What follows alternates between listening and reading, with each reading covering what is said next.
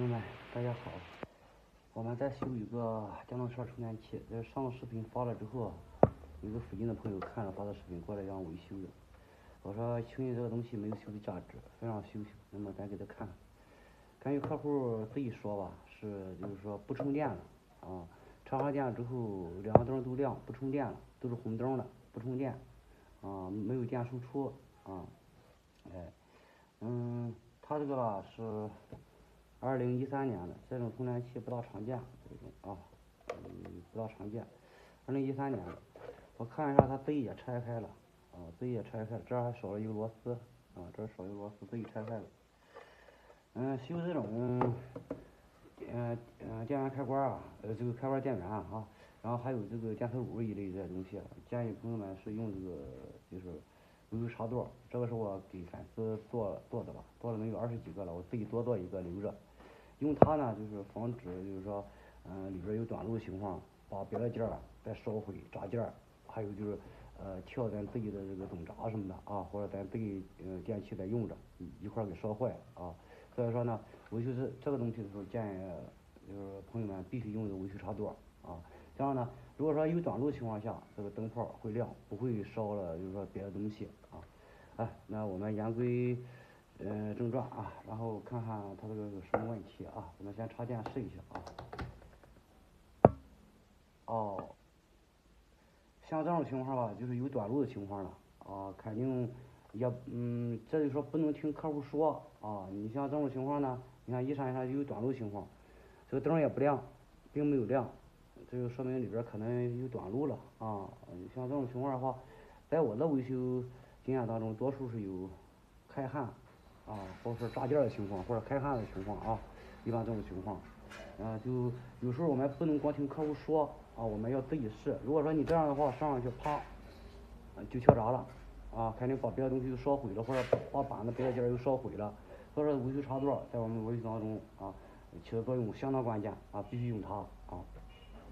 好，那我们就不用特意没有输出，因为它这个上去之后就出这情况，我们直接拆机看一下吧。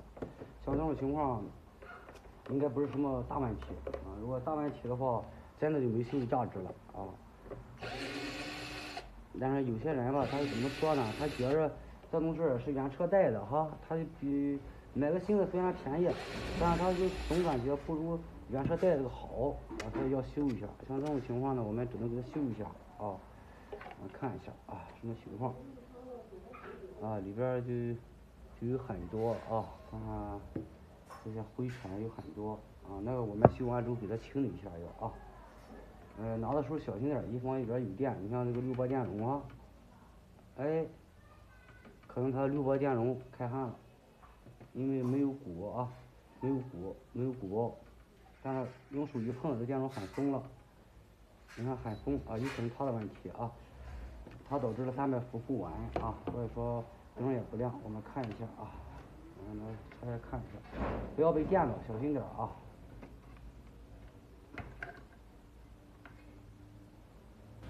啊，它这个6波电容这边已经开焊了啊，明显的开焊了。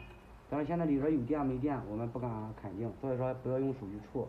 我们把这个万用表打到这个直流点上，然后我们测一下它里边有没有电啊。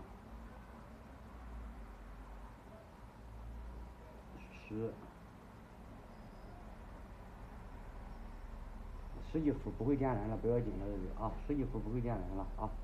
自动放电，它再慢慢自动放电，剩了十几伏，这样十几伏不要紧了。然后我们再反过来看一下，它有没有别的件儿有问题的。咱用肉眼去摸测一下，看看有没有扎件的情况啊。这个好像还没有啊，就是里边灰比较多。你像这个摩托管这边里边那个些灰尘都结在一起了，这样容易烧件，一会儿再给它清出来啊。然后现在呢，我们目测呢就是它坏了，因为用手一碰也是感觉它坏了啊，它开焊了啊。然后我们先给它补焊试一下，看一下情况啊。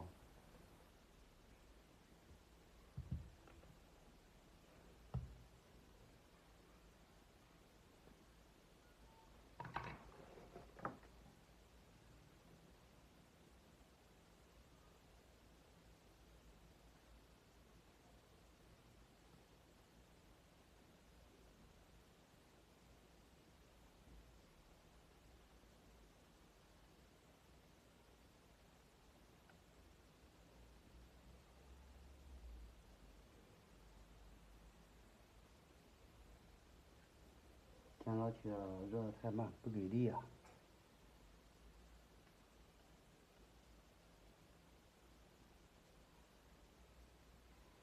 这个加焊的时候我们多给它加一点啊。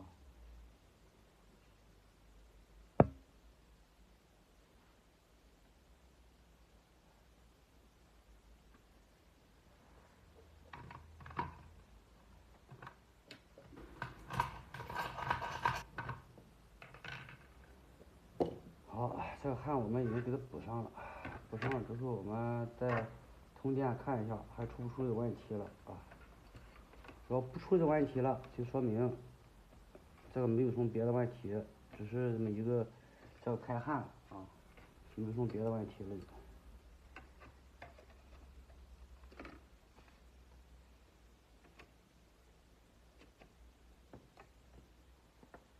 好，我们还是老办法，这个时候就必须用这个维修插座啊，一会儿有短路情况，我们再试一下啊。好，现在一通电啊，朋友们看一下啊，亮一下，接着停了，哎，这就说明正常了，我们就可以把这个开关插过来，正常情况下。好，现在这灯也亮了，一个绿灯，一个红灯，这是属于在待机状态了啊，一个待机状态。这红灯是电源灯，这绿灯是充电灯啊。然后我们再测一下它有没有这个输出的一个就是电，然后我们打到这个直流档上啊，直流档上，我们测一下啊。好，现在已经有55.8伏啊，然后出来了，也就是说好了，这个充电器我们已经修好了啊，没有问题了。它这个就是一个时间久了，因为13年的用了，这不是就是13年用7年了哈，然后可能是老化了啊，然后导致烧毁了啊，导致开焊导致了灯也不亮啊，然后出现了一个漏电现象了啊，这种情况就是说是可能就是接触不良吧啊导致的啊，别的件没有损坏啊。好了，朋友们，这期视频就到这儿，谢谢大家耐心的观看，喜欢的朋友关注、转发、收藏，有什么好的意见在评论区里留下，我们互相交流、互相学习啊。好了，朋友们，我们下期再见，拜拜。